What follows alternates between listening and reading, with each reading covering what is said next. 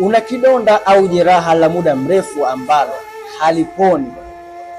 Kama ndio, basi nisikilize ili uone hilo jeraha linasababishwa na kitu gani.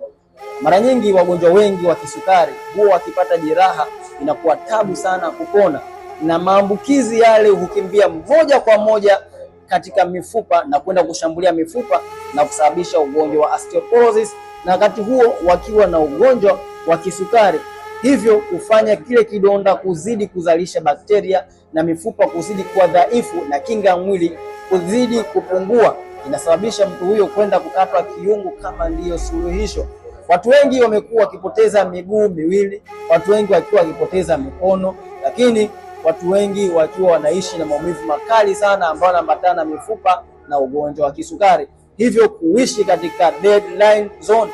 Hii inafanya wao wasiwe na uhuru katika maisha, inafanya wao wasiwe na uhuru katika maamuzi.